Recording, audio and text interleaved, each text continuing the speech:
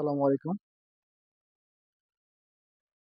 আপনারা সবাই জানেন আজকে অনেকদিন ধরে মানে দেশে বিপুল পরিমাণে সমালোচনা হচ্ছে। চট্টগ্রাম বন্দর বাইরের দেশকে দিয়ে দিচ্ছে বা নিয়ে যাচ্ছে। চট্টগ্রাম বন্দর আর থাকবে না, এসব ব্যাপার নিয়ে অনেকগুলো কথা হচ্ছে। কিন্তু ভাই, অনেকের এখানে বুঝার ভুল আছে। আচ্ছা, আপনারা বলুন তো, চট্টগ্রাম বন্দর কি বিদেশি বিদেশিদেরকে লিজ দিয়েছে নাকি পরিচালনা করার দায়িত্ব দিয়েছে? এখানে একটা বুঝার মানুষের মধ্যে মিস্টেক হচ্ছে। মানে বলতেছে বন্ধ দিয়ে দিছে, দিয়ে দেওয়া মানে কি, মানে একেবারে লিজ দিয়ে দেওয়া, 30 বছরের জন্য লিজ দিয়ে দেওয়া।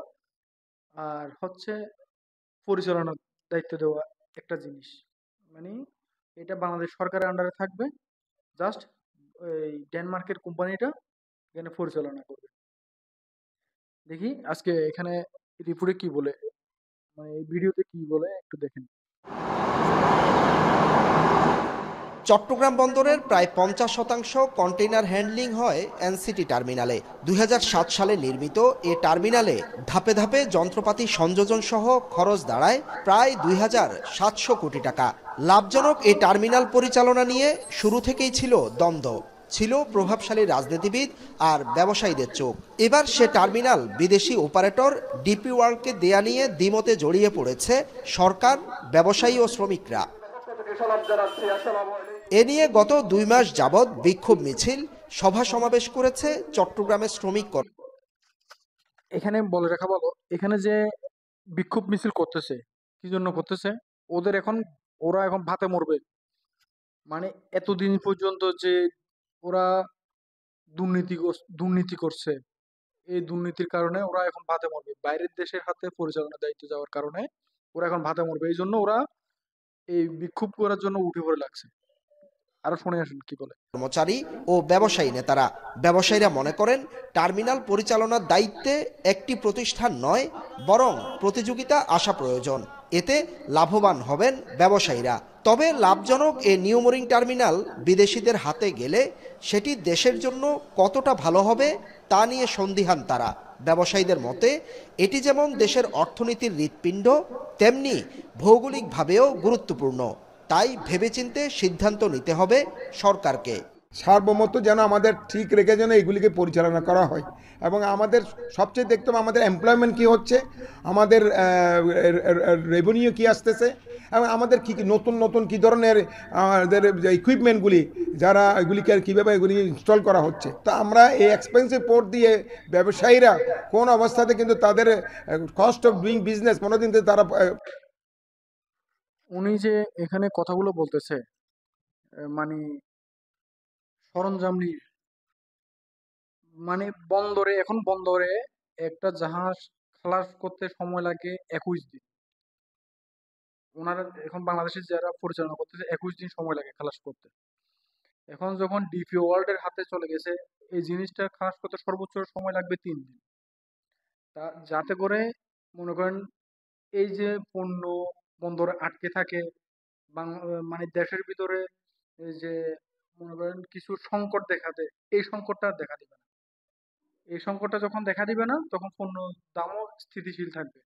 কিন্তু ওরা যখন এটা কারচুপি করে, 2 নম্বরি করে, এগুলা বন্দরের মধ্যে কিছু মাল আটকে রেখে, তারপরে এটা বাজার সংকট করে, এগুলো কিন্তু ওদের ধান্দাবাজি বন্ধ হয়ে যাবে। এই জন্য ওরা এগুলো আন্দোলন করতেছে। প্রতিযোগিতায় টিকতে পারবে না। সুতরাং প্রতিযোগিতায় টিকতে হলে কস্ট অফ ডুইং বিজনেস কমাতে হবে এবং পোর্ট বিভিন্ন চার্জগুলি আমি মনে করি রেশনাল হতে হবে। এনসিটির মাধ্যমে বাংলাদেশের যে রেভিনিউ আসতেছে, এই এনসিটি যদি বিদেশিদের হাতে তুলে দেওয়া হয়, তাহলে বাংলাদেশ থেকে ব্যাপক পরিমাণ ডলার বিদেশে চলে যাবে, যা আমাদের দেশের জন্য সুখকর নয়। আর যে চুক্তি আরে ভাই, ওরা মানে এটা বাংলাদেশের মানুষের জনগণকে মানে ভুলাই ফেলতেছে। এরকম মালয়েশিয়ার মধ্যে দেখেন আপনি, মালয়েশিয়াও এত উন্নত কি জন্য? মনে করেন ওরাও বাইরের দেশের কোম্পানির মাধ্যমে ওরা এটা পরিচালনা করে, যাতে করে ওরা পরিচালনার মাধ্যমে পরিচালনা করতেছে। যা লাভ হবে অর্ধেক বাইরের কোম্পানি পাবে, অর্ধেক দেশের কোম্পানি পাবে।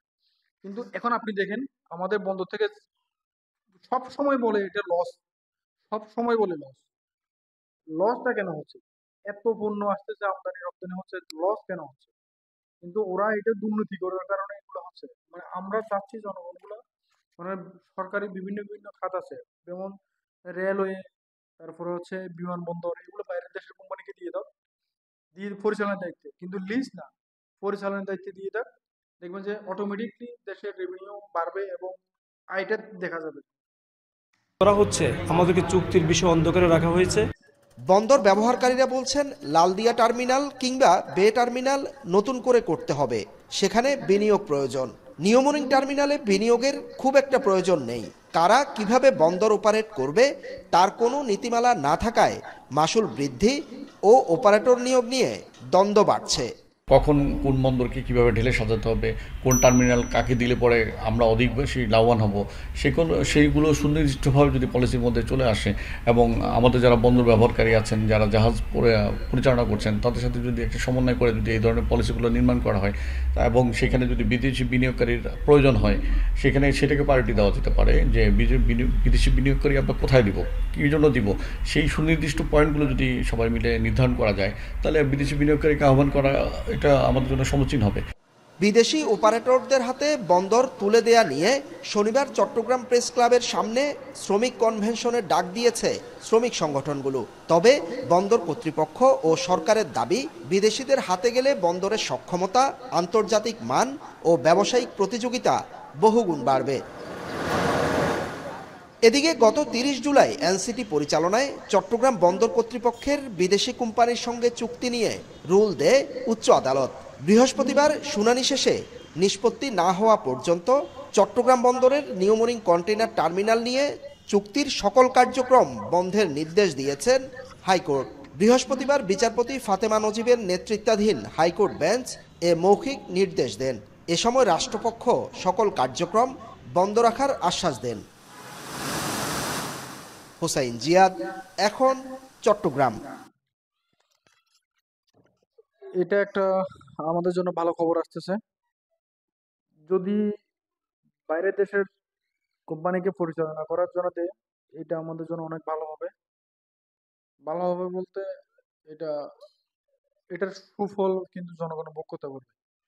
যেমন ধরেন, বড় বড় জাহাজগুলো মধ্যসাগরে যখন আসে ভিড়ে, তখন এই দেশে বাংলাদেশের ব্যবসায়ীরা কি করে জানেন? এই জাহাজটা ওখানে আটকায় রেখে এটা খালাস না করার জন্য এটা মাস, 1 মাস 2 মাস এগুলো ওখানে রাখে দেয়, যাতে করে বাংলাদেশে ভিতরে পণ্যগুলা, মানে আপনার সংকট দেখা দেয়, ওরা বেশি দামে বিক্রি করতে পারে। ওরা বেশি দামে বিক্রি করার জন্য এই কাজগুলো করে। আর এখন যখন বাইরের দেশের কোম্পানি এটা পরিচালনা করবে, একটা জাহাজ খালাস হতে সর্বোচ্চ 3 দিন লাগবে। 3 দিনের মধ্যে আপনার জিনিসগুলো খালাস হয়ে যাবে, মানে বন্দর থেকে বের হয়ে যাবে। বন্দর থেকে বের হওয়া মানে কি, এটা সারা বাংলাদেশে এটা চলে যাবে, আর এটা সংকট দেখা দিবে না। এই সংকট দেখা না দিলে পণ্যের দামও ঠিক থাকবে, মানে সবগুলো স্থির থাকবে। কিন্তু এখন বিভিন্ন ধরনের এখানে, আমি একটু খারাপ ভাষায় বলবো, দালাল যারা আছে, দালাল আছে, দালাল। এই দালালদের জন্য আজকে এই অবস্থা, পুরো দেশটার অবস্থা ধ্বংস হয়ে গেছে। এগুলো করতেছে মানে বাইরের দেশকে না দেওয়ার জন্য এই দালাল চক্রগুলোই, মানে আন্দোলন, এই অবরোধ, এই রাস্তাঘাট অবরোধ, এগুলো করতেছে এগুলোর জন্য।